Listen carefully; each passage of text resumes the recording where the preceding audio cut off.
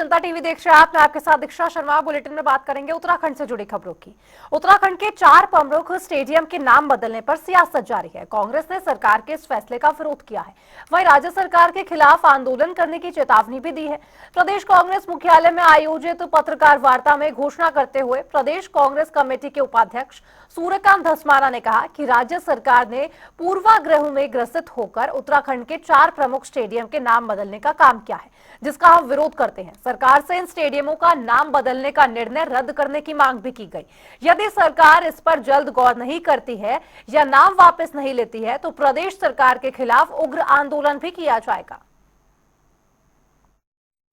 राज्य बनने के बाद कांग्रेस देखिए, उत्तराखंड के 4 प्रमुख स्टेडियम जो कांग्रेस के कार्यकाल में बने थे, देहरादून का महाराणा प्रताप स्पोर्ट्स कॉलेज तो उत्तर प्रदेश के ज़माने से बना था। इसके बाद यहाँ पर राजीव गांधी क्रिकेट स्टेडियम बना, हल्द्वानी में इंदिरा गांधी क्रिकेट स्टेडियम बना, हमारे रुद्रपुर में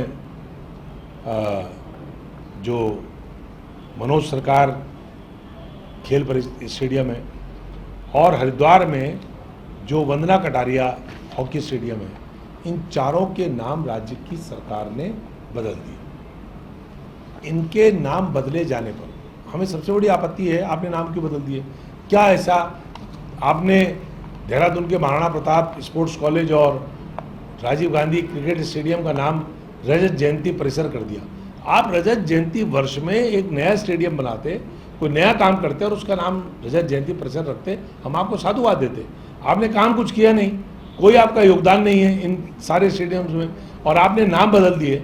नाम बदलने का पूरे राज्य में विरोध हो रहा है, आंदोलन हो रहे हैं। कांग्रेस पार्टी इस पे, प्रीतम सिंह जी जो हमारे सीनियर लीडर हैं, हमारे पूर्व सीएलपी हैं, पूर्व हमारे प्रदेश अध्यक्ष हैं, पूर्व स्पोर्ट्स मिनिस्टर हैं, उनके नेतृत्व में महामहिम राज्यपाल को हम लोग ज्ञापन देंगे और पूरे इन स्टेडियम्स में धरना प्रदर्शन का कार्यक्रम कांग्रेस पार्टी आयोजित करेगी। वहीं प्रदेश में बीजेपी सरकार की ओर से स्टेडियम्स के नाम बदलने को लेकर कांग्रेस के वरिष्ठ नेता लगातार बयानबाजी कर रहे हैं, लेकिन बीजेपी प्रदेश प्रवक्ता कमलेश रमन ने कहा कि कांग्रेस का काम अब सिर्फ अफवाह उड़ाना रह गया है। कांग्रेस की ओर से प्रदेश के लोगों को सिर्फ भ्रमित किया जाता है, जबकि स्टेडियम के नाम बदलने को लेकर पहले ही ये कह दिया गया है कि किसी भी स्टेडियम का नाम नहीं बदला जाएगा। कांग्रेस के वरिष्ठ नेता, मुझे लगता है कि उनमें आपस में समन्वय नहीं है। अध्यक्ष कुछ कहते हैं और उनके बड़े और दूसरे और अन्य नेता कुछ और कहते हैं, तो मुझे लगता है और बार बार वो मुंह की खाते हैं। तो और इस समय एक बार फिर उन्होंने जो है स्टेडियम के नाम को लेकर के कल से एक सीगुफा उड़ा रखा है और भ्रम की स्थिति को पैदा किया है जनमानस के बीच में। मुझे लगता है कि सरकार ने क्लियर कर दिया है और जो है उसमें लेटर भी जारी हो गया है, विज्ञप्ति भी ये जारी होगी कि किसी भी स्टेडियम का नाम नहीं बदला गया, बल्कि एक अच्छे तरीके से, एक बेहतर तरीके से उन स्टेडियमों को चलाया जाए। इन सारी चीजों की ओर काम किया जा रहा है, लेकिन कांग्रेस को बार बार केवल और केवल राजनीतिक रोटियां सेकनी और इसीलिए स्टेडियम को लेकर के वो हा उल्ला मचा रहे और गलत स्थितियों को पैदा करने की कोशिश कर रहे हैं, जबकि सरकार की मंशा कतई ऐसी नहीं है कि स्टेडियमों के नाम चेंज हो, बल्कि और बेहतर तरीके से। क्योंकि देखिए, हर चीज का एक परिवर्तन होता है, चलता है, एक अपना इतिहास होता है, इतिहासकारों के नाम से ये सारी चीजें रखी जाती हैं, तो ऐसा नहीं है। पर कांग्रेस की जो स्थिति है, जो उनकी मानसिक स्थिति है, नहीं तो अध्यक्ष के साथ समन्वय रहता है, उन नेताओं का केवल एक होड़ रहती है कि हम पहले कैसे मीडिया में आए और उनकी सुर्खियां कैसे बने। तो वही भारतीय सेना की सफलता को समर्पित जय हिंद रैली का आयोजन कांग्रेस 1 जून को हल्द्वानी से कर रही है और इसी को लेकर कांग्रेस प्रदेश अध्यक्ष करण मारा ने कहा कि ये रैली सैनिकों के शौर्य और बलिदान को समर्पित है। वहीं उन्होंने ऑपरेशन सिंदूर के दौरान केंद्र सरकार की नीतियों पर सवाल उठाते हुए इसे सैनिकों के अपमान बताया। एक तारीख को ये रैली प्रस्तावित है हल्द्वानी में, क्योंकि कुमाऊं का द्वार है और हमारी मैक्सिमम रैली जो है देहरादून इत्यादि क्षेत्र में हो रही, तो ये निर्णय किया हमारे शीर्ष नेतृत्व ने कि कुमाऊं को भी लिया जाए। और क्योंकि सेना के शौर्य को सैल्यूट करने के लिए, उनका सम्मान करने के लिए ये रैली बुलाई गई है। साथ में जो मोदी का फेलियर है इस पूरे घटनाक्रम में, जिस तरीके से ट्रंप ने जो बोला और सरकार के परतों को खोलने का काम किया, वो बड़ा दुर्भाग्यपूर्ण है। एक तरफ देश के होम मिनिस्टर सदन में बयान देते हैं कि इंदिरा जी अगर 2 दिन बाद सीज फायर करती तो पीओके हमारा होता, और इस घटना में जब ट्रम्प ने कहा कि व्यापार को लेकर और खासकर एक बड़े व्यापारी के कुछ प्रोजेक्ट्स को लेकर इस युद्ध विराम को अंजाम दिया गया, तो बड़ा अफसोस हुआ कि कई हमारे वीर सैनिकों ने अपनी शहादत दी। अभी तक फौज या जो सरकार का उपक्रम है जो जवाब देने वाला, वो ये नहीं बता पाया कि कितने हमारे जहाज़ गिरे हैं, चाहे राफेल हैं, चाहे वो मेग हैं, कौन कौन से हमारे एयरक्राफ्ट्स को नुकसान हुआ, वो जानकारी नहीं। केवल इतना बता रहे हैं कि पायलट्स वापस आ गए हैं। लेकिन जो भी हमारे जवानों की शहादत हुई है या अफसर्स की शहादत हुई है, वो दुर्भाग्यपूर्ण। और जिस तरीके से कर्नल सूफिया का अपमान बीजेपी के वरिष्ठ मंत्री ने किया है, निश्चित ही वो दुर्भाग्यपूर्ण है और वो बीजेपी की जो अंदरूनी जो सच्चाई है उसको दिखाने के लिए काफ़ी है। सर, ये जो आपकी यात्रा हो रही है, ये किस तरीके की इसकी तैयारियां हैं, क्या कैसे है? देखिए, भारतीय सेना का एक इतिहास रहा है, शौर्य का, बलिदान का, पराक्रम का, वीरता का, और ये इतिहास में के पन्नों में सुरक्षित है। और जो पहलगाम में जिस तरह से आतंकवादियों ने निर्दोष भाई बहनों की निर्मम हत्या की, उससे पूरा देश आहत हुआ और पूरा देश धर्म राजनीति मजहब की दीवारों को तोड़ते हुए एकजुट हुआ और सरकार के साथ खड़ा रहा। और हमने यही कहा कि पहले देश राजनीति होती रहेगी। तो उधर देश भर में चल रही एक देश एक चुनाव की चर्चा पर उत्तराखंड में भी सियासी गर्मी देखने को मिल रही है। जहां कांग्रेस एक देश एक चुनाव को नुकसानदायक बता रही है, तो बीजेपी की ओर से निशाना साधा जा रहा है। बीजेपी ने कांग्रेस पर निशाना साधते हुए कहा कि पहले भी देश में एक चुनाव होते थे, तब कांग्रेस का ही कार्यकाल था। ऐसे में कांग्रेस को बताना चाहिए कि उस समय क्या नुकसान हुआ। साथ ही उन्होंने कहा कि कांग्रेस की वजह से चुनावी शेड्यूल बिगड़ चुका है और उस शेड्यूल को अगर एक बार फिर लाया जाए तो पूरे देश का एक साथ भला होगा। तो कांग्रेस 1952 से 1967 तक कांग्रेस का ही राज्य रहा। तब एक देश एक चुनाव हुआ है, उस समय पर क्या क्या नुकसान हुए ये कांग्रेस को बताना चाहिए। उसके कारण ये तो कांग्रेस ने जो विधानसभाएं अपनी सत्ता लोलुपता के कारण समय समय पर भंग की, विरोधी दलों की विधानसभाएं भंग की, उसके कारण से शेड्यूल सारा बिगड़ा है। उस शेड्यूल को अगर एक साथ लाया जाए तो पूरे देश का बहुत भला उससे होने वाला है। कांग्रेस पार्टी ने स्पष्ट तौर पर कहा है कि ये एक बहुत जटिल प्रक्रिया है, क्योंकि बहुदलीय लोकतंत्र में अगर जो है कभी कोई राज्य की सरकार गिरेगी, कभी केंद्र की सरकार अगर अस्थिर होगी, तो फिर 5 साल तक जो है वो उसका क्या होगा, क्योंकि ये एक तकनीकी विषय है। और निश्चित तौर पर जो है आज़ादी के बाद लंबे समय तक एक देश और एक चुनाव होते रहे हैं, और वैसे भी इस देश के अंदर त्रिस्तरीय पंचायत चुनाव की व्यवस्था है। तीनों चुनाव की अपनी अपनी रणनीति होती है, अपने अपने मुद्दे होते हैं। और कांग्रेस ने ये भी कहा है कि जो मतदाता सूचियां हैं वो तीनों चुनाव के लिए एक ही मतदाता सूची बने। इस पर जो है चुनाव आयोग को ज़्यादा काम करने की आवश्यकता है, तभी जो है पूरे चुनाव में पारदर्शिता आएगी। देखिए, वन नेशन वन इलेक्शन जो लागू करने की बात करी जा रही है, वो निश्चित तौर पर जनता को सीधा सीधा इससे फ़ायदा होने वाला है, क्योंकि समय समय पर कभी पंचायत चुनाव, कभी निकाय चुनाव, कभी विधानसभा चुनाव, कभी सांसदीय चुनाव, ये चुनाव जब लगातार होते रहते तो इससे जो आने वाले कार्य होते हैं, जो सरकारी कार्य होते हैं, आचार संहिता लगने के कारण वो जनता के का लाभ में नहीं होते, उनको रोक दिया जाता है। फिर जब होते हैं चुनाव फिर उसको लागू कराया जाता है, तो बार बार जो ये आचार संहिता लगती है, नुकसान होता है। इन चीज़ों को भी देखा जाए तो निश्चित तौर पर वन नेशन वन इलेक्शन लागू होने से जनता को सीधे सीधे फ़ायदा मिलेगा। और बार बार जो चुनाव होने की प्रक्रिया है, उससे जो करोड़ों रुपए खर्च होते हैं, उससे वित्तीय जो नुकसान हमें होता है, उससे भी हम काफ़ी हद तक बचेंगे। तो निश्चित तौर पर वन नेशन वन इलेक्शन का जो ये प्रस्ताव है, ये लागू होना चाहिए। ये जनता के सीधे सीधे फायदे का कार्य है। गंगोत्री धाम में श्रद्धालुओं की भारी भीड़ लगातार बढ़ रही है, जिससे धाम से पहले 3 किलोमीटर लंबा जाम लग गया है। खासतौर पर बुजुर्ग यात्री इस जाम से बेहद परेशान है। पुलिस की मौजूदगी न होने से वाहन चालकों में नाराजगी है और लौटते यात्रियों को घंटों इंतजार करना पड़ रहा है। प्रशासन से व्यवस्थाएं सुधारने की मांग तेज हो गई है। बहुत ज्यादा परेशानी है। 2 किलोमीटर तक का जाम है, पीछे आधा किलोमीटर लंबा पीछे जाम है। तो पुलिस की व्यवस्था है कहीं पे? पुलिस कोई नहीं दिख रहा है, कोई पुलिस वाला नहीं दिख रहा है जहाँ। कोई देखो दिल्ली वाला ये लाइन में लग गया है, काट के लेन। ऐसे हो रहा है। यात्री परेशान है। यात्री देखो अभी 2 किलोमीटर पैदल जाना पड़ेगा, यात्री तो परेशान होंगे सर। आप लोग भी परेशान हैं। हाँ जी।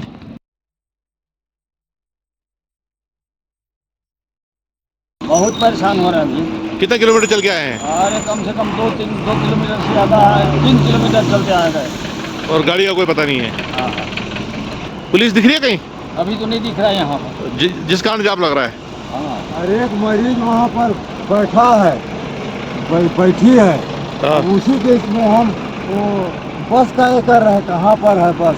हाँ हाँ हाँ। हाँ, और वो आ नहीं पा रहे, शुगर बढ़ गया उसका। जाम से परेशान है। हाँ हाँ। जाम से परेशान है। हाँ। तो वहीं हल्द्वानी में कांग्रेस की ओर से 31 मई को जय हिंद यात्रा निकाली जाएगी और इसको लेकर प्रदेश बीजेपी महामंत्री आदित्य कोठारी का बयान सामने आया है। जिस प्रकार से सेना ने अपना शौर्य दिखाया है उसको लेकर सेना के सम्मान में यात्राएं निकाली गई, लेकिन कांग्रेस का ये दोहरा चरित्र है।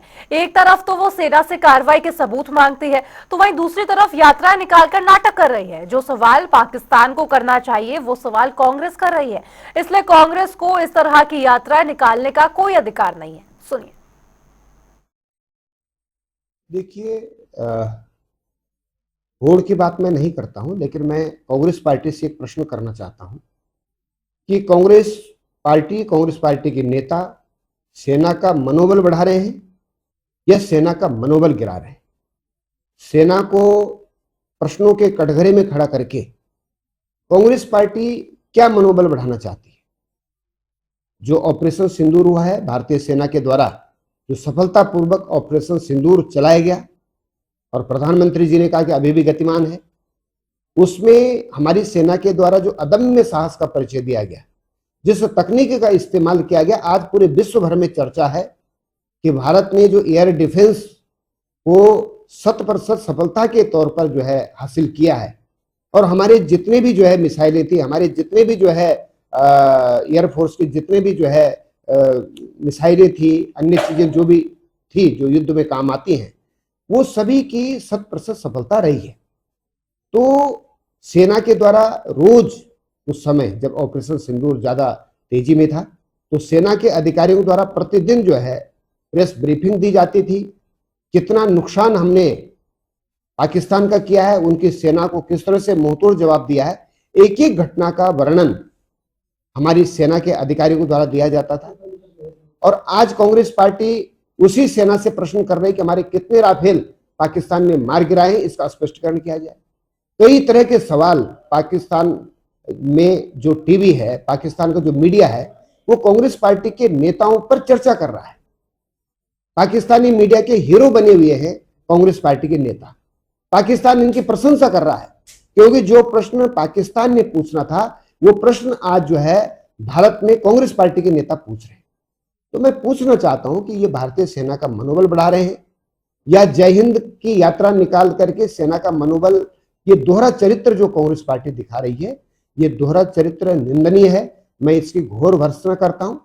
जब देश संकट में होता है, देश युद्ध की स्थिति में होता है, तो देश के प्रत्येक नागरिक को अपने देश के साथ खड़ा होना चाहिए। नेशन फर्स्ट की भावना, नेशनल फर्स्ट का जो हमारा संकल्प है, ये दिखना चाहिए, व्यवहार में भी दिखना चाहिए। लेकिन कांग्रेस पार्टी ने जिस तरह से ऑपरेशन सिंदूर पर प्रश्न चिन्ह उठाए, पहले भी जब हमारी सेना ने बालाकोट में जाकर के आतंकवादियों के ठिकानों को ध्वस्त किया था, उस समय भी कांग्रेस पार्टी के नेता राहुल गांधी जी के द्वारा उसके सबूत मांगे गए थे। आज भी लगभग इसी स्थिति में कांग्रेस पार्टी है और वो लगातार प्रश्न चिन्ह उठा रहे। तो मुझे लगता है कि वो चाहे जय हिंद यात्रा निकालें, चाहे वो भारत जोड़ो यात्रा निकालें, उनके कृतित्व में, उनकी कार्रवाई में, उनकी भावना में कहीं ना कहीं जो है संदेह पैदा होता है। तो वहीं हरिद्वार में सांसद त्रिवेंद्र सिंह रावत ने जिला समन्वय और निगरानी समिति की मीटिंग ली। बता दें कि सीएसआर हॉल में सांसद ने इस महीने में दूसरी बार बैठक ली है। इस दौरान केंद्र सरकार की तमाम योजनाओं की समीक्षा की गई। मीटिंग में हरिद्वार जिले के तमाम विधायक, क्षेत्रीय जनप्रतिनिधि, जिला प्रशासन और तमाम विभागों के अधिकारी भी मौजूद रहे। वहीं सांसद ने अधिकारियों को केंद्र सरकार की योजनाओं का अधिक से अधिक लोगों को लाभ पहुंचाने के निर्देश जारी किए। साथ ही गर्मी के सीजन में लोगों को पेयजल की दिक्कत न आए, इसको लेकर भी खास तौर पर निर्देश दिए गए हैं। समीक्षा बैठकें होती हैं और जो भारत सरकार की जो भी योजनाएं वो इसमें सम्मिलित होती हैं, जो लगभग 5 दर्जन से अधिक है।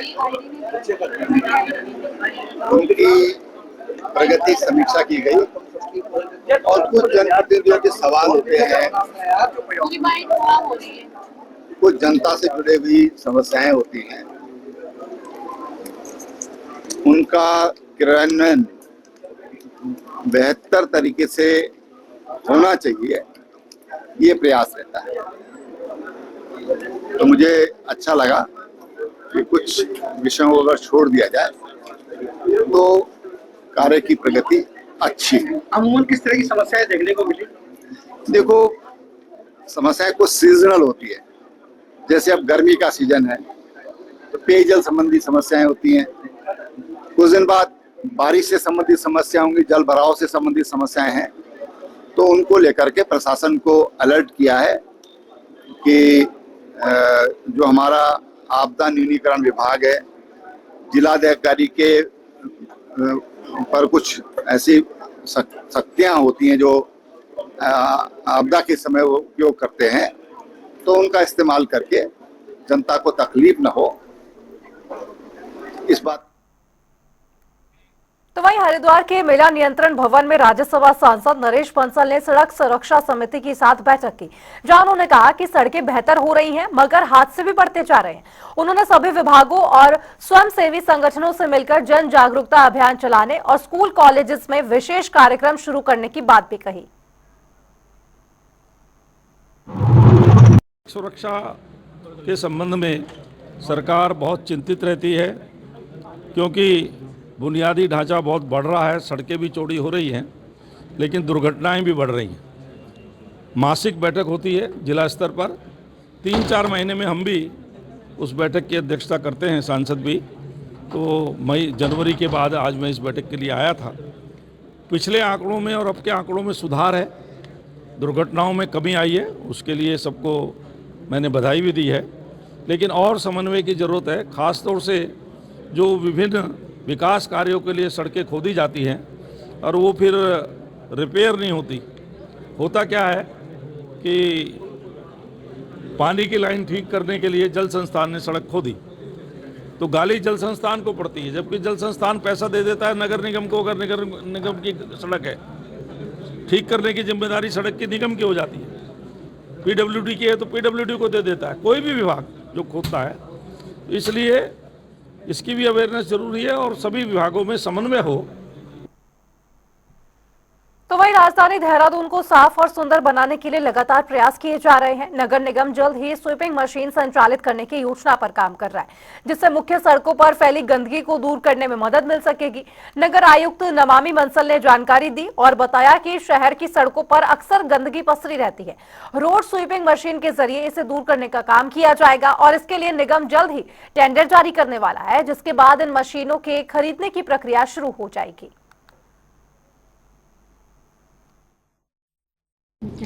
सफाई व्यवस्था को और कैसे सुदृढ़ किया जा सकता है। जो समय समय पर हमें शिकायतें प्राप्त होती हैं कूड़ा उठान को लेकर के, उसको हम कैसे मिनिमाइज कर सकते हैं, कंप्लेंट्स को मिनिमाइज करना, और जो हमारी door to door waste collection की कवरेज है, हाउस होल्ड कवरेज, उसको मैक्सिमाइज करना, इसी मूल मंत्र पर काम कर रहे हैं। प्रयास किया जा रहा है कि जो हमारे जितने भी हाउस होल्ड्स हैं उसके अनुपात में प्रोपोर्शनली हम अपने डोर टू डोर कलेक्शन के व्हीकल्स की संख्या को बढ़ा सकें, और साथ ही साथ कुछ एडिशनल ट्रैक्टर ट्रॉलीज भी डिप्लॉय करके जितने भी हमारे जीवीपीज हैं उनको हम पूरी तरह से देहरादून शहर से हटा सकें। इसी दिशा में प्रयास करने के लिए आज की बैठक में ये पूरा कार्य योजना तैयार की गई है कि किस प्रकार से हम अपनी सफाई व्यवस्था में और सुधार लाएं और प्रयास करें कि देहरादून और साफ, स्वच्छ और सुंदर दिखे। तो वहीं जिलाधिकारी और एसएसपी देहरादून ने आईएसबीटी फ्लाईओवर का निरीक्षण कर डाइवर्ट पॉइंट की स्थिति जानी और इस दौरान सुरक्षा उपायों और साइन बोर्ड की व्यवस्था के निर्देश दिए गए। साथ ही हरिद्वार बाईपास की ओर जाने वाले वाहनों के लिए बनाए गए डाइवर्ट पॉइंट का निरीक्षण भी किया गया। इसके अलावा फ्लाईओवर पर बनाए गए डाइवर्ट पॉइंट से यातायात व्यवस्था पर पड़े प्रभावों को लेकर अधिकारियों से जानकारी भी ली गई।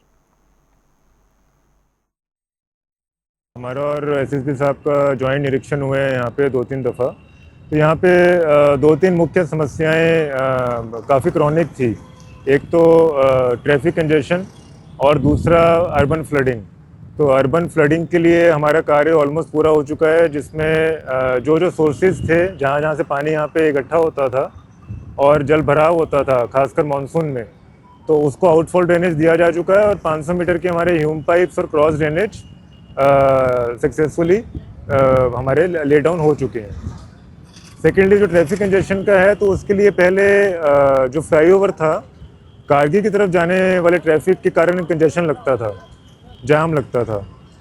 तो ऊपर से एक ऑल्टरनेट एवेन्यू देना बहुत आवश्यक था, जो हमारा काम पूरा हो चुका है और जिसपे अभी पायलटिंग के रूप में ट्रैफिक सक्सेसफुली मूव कर रहा है। और जो मर्जर पॉइंट था ऊपर की तरफ हमारे दिल्ली जाने वाले ट्रैफिक के लिए, वहाँ पर भी सारे एहतियात बरते जा चुके हैं। और चलिए रुक रहे हैं एक छोटे से ब्रेक के लिए। आप देखते रहिए जनता टीवी।